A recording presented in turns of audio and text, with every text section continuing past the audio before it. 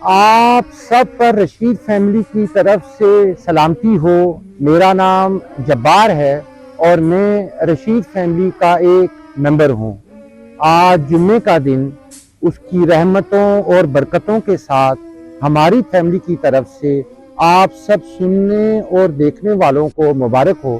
ہماری اللہ تعالیٰ سے یہ دعا ہے کہ وہ ہمیں روزمرہ کی زندگی میں حلال اور حرام کے فرق کو سمجھنے، حلال کی روحانیت پر عمل کرنے کی توفیق عطا فرمائے، آمین۔ آج کا ہمارا ٹاپک بھی اسی حوالے سے ہے۔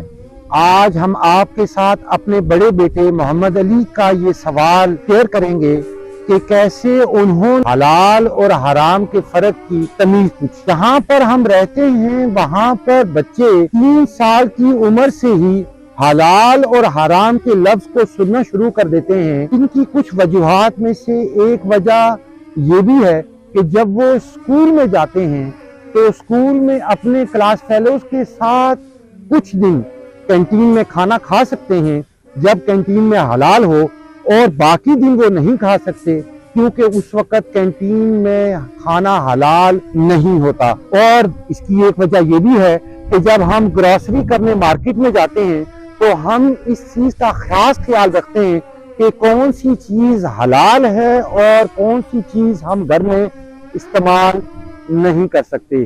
یہ کوئی چھونے والی چیز تو نہیں ہے بلکہ یہ ایک روحانی عمل ہے۔ پچھلے سال گرمیوں کی چھٹیوں میں ہم نے خلاف معمول یہ فیصلہ کیا کہ ہم اس ملک جہاں ہم رہتے ہیں وہاں کی کسی جگہ جاتے ہیں اور اس ملک کو بھی ڈسکور کرتے ہیں۔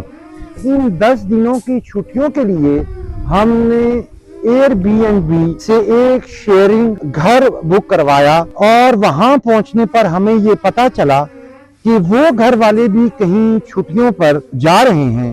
انہوں نے گھر کی چابیاں ہمارے حوالے کی اور ساتھ اپنے گھر میں کھڑی سائیکلوں میں سے ایک ہمیں اور ایک ہمارے بیٹے محمد علی کو بھی دی تاکہ ہم بآسانی وہاں کی جگہ دیکھ سکیں۔ اس علاقے کا ایک میپ بھی انہوں نے ہمیں دکھایا اور بتایا کہ کون کون سی جگہیں ہم اپنے بیٹے محمد علی کے ساتھ آسانی سے دیکھ سکتے ہیں۔ بس ہمارا روزمرہ کا یہ پروگرام طے ہو گیا۔ شام کو ہم ایک پہاڑ یا ایک جھیل کی لوکیشن کو ڈیسائیڈ کرتے ہیں اور صبح ہم دونوں ہائیکنگ پر چلے جاتے ہیں۔ شام کو تھک ہار کر واپس آتے ہیں، کھانا کھاتے ہیں، صبح کی تیاری کر کے سو جاتے ہیں۔ ایک دن ہم ہائیکنگ سے واپس آ رہے ہوتے ہیں، اچانک ہماری نظر کیزینو پہ پڑتی ہے۔ کیزینو کو دیکھ کر محمد علی ہم سے سوال پوچھتے ہیں، کیا ہم کیزینو جا سکتے ہیں؟ ان کے اس اچانک سوال پر ایک دم ہم پر ایک جبلت کی سوچ طاری ہوتی ہے۔ ہم اپنے دل میں یہ کہتے ہیں، میں تو آنا نہیں تھے پہاڑ دسیا تے سبزہ دیکھا تے چیلاں دیکھا تے میں آنا ہی کہ میں جوا کھیلا دیتا۔ لیکن اگلے ہی لمحے ہم اپنی سردار کشی کو سائیڈ پر رکھ کر بغیر کسی سوال جواب کے محمد علی کو ساتھ لے کر کیزینو کی طرف چل پڑتے ہیں۔ کیزینو کے انٹری گیٹ پر سیکیورٹی گارڈ ہم دونوں کو حیرت سے دیکھ کر یہ پوچھتے ہیں، جی؟ ہم ان کو سلام کرتے ہیں اور سلام کے بعد کہتے ہیں کہ ہمارے بیٹے محمد علی کیزینو دیکھنا چاہتے ہیں۔ ہماری بات سن کر وہ محمد علی کی طرف مڑتے ہیں اور ان سے ان کی عمر پوچھتے ہیں۔ محمد علی اپنی عمر بتاتے ہیں۔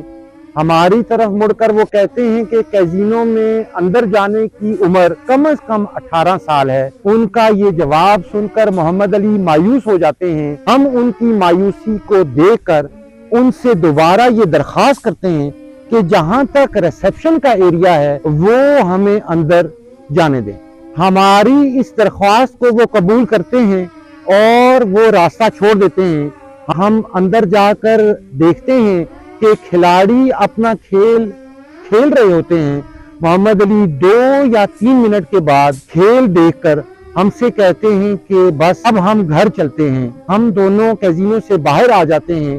2 یا 3 قدم چلنے کے بعد محمد علی ہم سے سوال پوچھتے ہیں، بابا اسلام میں جوا حرام کیوں ہے؟ ہم ان کے اس روحانی سوال پر کانپ اٹھتے ہیں اور اپنے اللہ تعالیٰ کا شکر ادا کرتے ہیں کہ ہم ان کے اس روحانی سوال میں رکاوٹ نہیں بنے، بلکہ ان کا ساتھ دیا اور جہاں تک ان کو لے کر جا سکتے تھے لے کر گئے، تاکہ وہ خود اس چیز کو دیکھیں اور اس چیز کو سمجھیں۔ ہم ان کے سوال کے جواب میں صرف اتنا کہتے ہیں کہ اس طریقہ کار کے پیسے کو جس میں محنت شامل نہ ہو وہ اسلام میں حرام ہے۔